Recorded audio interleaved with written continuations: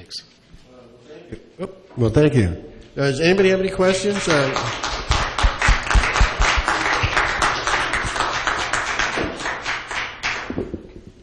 Talk about. I need taller stuff around here. Yeah. Discrimination against us big guys. You know, again, my name is Jeff Moffitt, and my gig happens to be numbers. And one of the things that I saw goes back from some of the studies back we did at Pepperdine, happens to be along the lines of a leverage buyout. Say hypothetically, you had a really financially damaged entity, and it saw a really good cash cow. Sometimes the leveraged entity would become even more leveraged by the cash cow, bail itself out, and then increase costs to everybody having monopoly. This has been done, I mean, it's economic theory that's being taught. And I thought, is there a smell, does it pass the smell test in this case? And I saw that there's this merger that you're talking about that says, okay, we're going to keep the debt structure different for these two entities, but if you're already doing stock swaps, you know, say the larger organization really on the back end still gets the benefit of it. But let's say you've got hypothetically no debt here, a lot of debt here, and you keep it together, and then you have this rate program where it's ultimately going to be the same rate. The profitability of the entity that has no debt is going to be higher, but if the larger entity owns it anyway, it just flows through. I mean, it's kind of razzle-dazzle with numbers, and we do that in business all the time. But it's one of the things that may be something that needs to be discussed. So I've got that as an issue, and then we have the same thing in our area in the high desert. We have a situation where I found $5 million sitting in a trust fund. And although the entire community was coming out, I think there was the only person for a increase was some consultants that were getting paid some pretty big dollars. They went ahead and increased us, I think, 10-15% up there in the high desert, even though they had a sinking fund. So it'd be nice to see if you're going to create a larger organization and besides there are going to be some represented individuals, as opposed to taking 10% of that large organization to challenge rate increases that may, as opposed to 10% of the total, maybe it's 10% of the people that show up. So those are the two things that would concern me. And, as somebody that's running for Congress, I want to change some of the EPA regs that happen to mandate some of this mess that we've got in the first place. But could you respond to those two things for me, please? Sure. You want to talk about debt? Or Sure. We can both talk about it. Yeah, well, we can both talk about it. I think that the points you make are at the front of everybody's mind, and a lot of what that has to do with is our district has moved to kind of a different, more pay-as-you-go type debt funding structure, and that's one thing about being small, that we have smaller projects and we're able to do that. Where the agency has more regional type projects, and so there's a different debt structure involved. But I think what everybody has recognized going into this process is that needs to be recognized. And however this new entity gets set up, that those debt protections are clearly identified so that there could not be gamemanship going forward, that they would be clearly identified, and that way that the current ratepayers would be, paying the same amount that they would be whether they were under the old structure or new structure. You do understand that if the large organization gets the benefit of the profits, and you can say, gee, it's a different debt structure, but the large organization gets the flow through, unless you have stock that is owned by the general public as well. But if it's primarily owned by the large organizations, it's like some gamesmanship that I see. Yeah, this is proposed to be a public agency, not a corporation. I think the main concern about debt is, as Steve pointed out, his agency has been on a they've raised rates in order to pay down debt. So their rates are actually the highest in the valley right now, but they're paying down debt. So they don't want to see the benefit of having raised those rates to pay down the debt to be eliminated. And I think both sides agree on that. And the way you can handle that is you can separately include debt service as one component of the rate and very clearly identify what it is. And so Newhall's component will be smaller. And Santa Clarita Water Division has a higher level of debt, not an unreasonable level, I would point out. It's within normal rating agency tolerances for debt. But they just haven't gone to as high a pay-go level. Well, that makes sense, but if you're Yeah. going to go onto this level...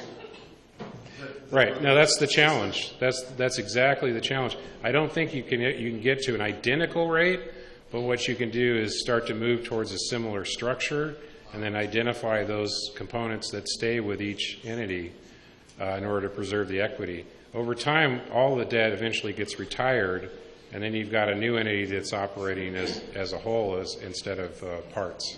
So, but that takes time. So that phase-in would be part of that discussion. And again, this is the part that really, the cake is not baked on this. There is ongoing discussion on, the right way to do this. I would point out too, CLWA is a wholesaler, and so our role, if you went back to that map, it was the area, the whole outlined area with the black line. And what CLWA has done has issued debt on behalf of all of the ratepayers in the region, including Newhall's, to build the regional imported water system and the 2 filtration plants, the conveyance system for that imported water. And we carry that debt separately from Newhall. Newhall then pays us through the wholesale rate for their share of that debt. And Santa Clarita pays us through their share of the rate for their share of the debt. Same for Valencia, same for Waterworks District number 36. So not all of that debt would be homogenized anyway. There's already kind of a 2-level structure on debt. There's a regional debt that's paid for the regional facilities, and then there's more local retail system debt that each purveyor has. Cam? Yes, thank you. Actually, I admire this gentleman hitting exactly on what the problem is, and it's a big one. And if, Mr. Cole, if you want to proceed with this, you would be a fool not to do an independent audit of Castaic Lake Water Agency. And I'm speaking as the Valencia ratepayer. And what you presented isn't a clear issue of what has gone on with CLWA and the other water districts, because Santa Clarita Water District was owned by a private entity. They bought it at a ridiculous price and basically made the ratepayers pay for it. They have bought the stock of Valencia Water Company, of which I am a ratepayer.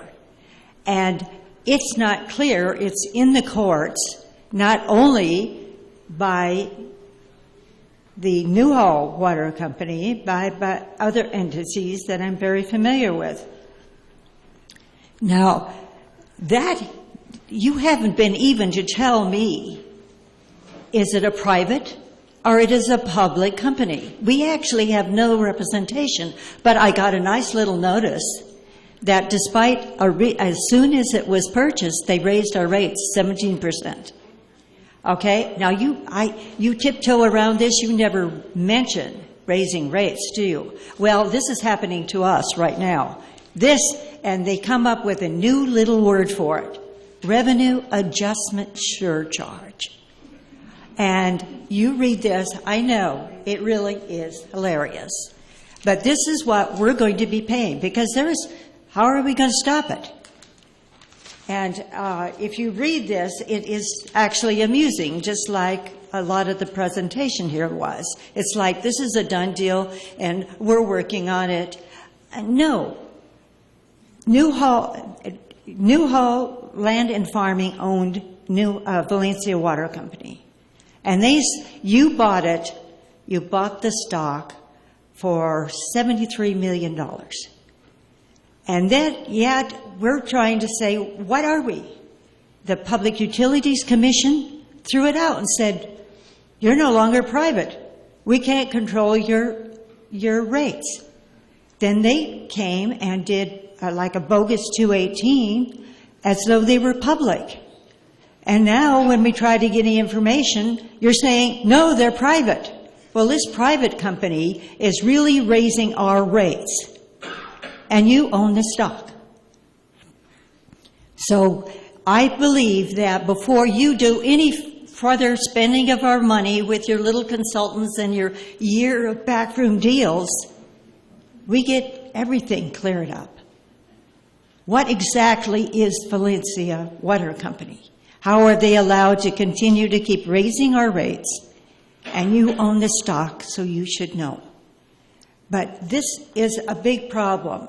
And as far as Newhall, now we come, you own them. Actually, there is no other separate water agencies like they talk about. CLWA owns them. One way or another, they own them. And now they want to take over the only one that is actually a public water company. That's the only one. And if you want to do this, you are, I would think, required by law to allow the ratepayers to vote on it. They formed it by a vote, and they should have a right to vote. And they shouldn't have to go through your whole LAFCO deal. You had a little deal going. I called Scott Wilkes to ask about it because I heard that it requires legislation also. That's what you did when you got Santa Clarita Water Company. You found out you couldn't legally own it. Legally, they cannot own a water company. They're a wholesaler. And they're trying to buy up every retail company. You did. It was two private ones. You did it by changing the legislation that said you could own Santa Clarita Water Company as a separate entity. You would have to do the same thing here. But this one's different. This wasn't in the middle of the night deal like you did with Valencia in December and bought the stock and nobody knew about it. And look what happened. Lots of lawsuits happened. And the people of this community, they have a right to vote on this. If it goes through LAFCO, they would have to collect signatures in order to get that vote. That's not fair. That's not right. You're not being open and transparent with any of the communities, and you should be. And as a Valencia ratepayer, I am very, very upset with you as a stockholder of our company, not telling us what kind of company it is.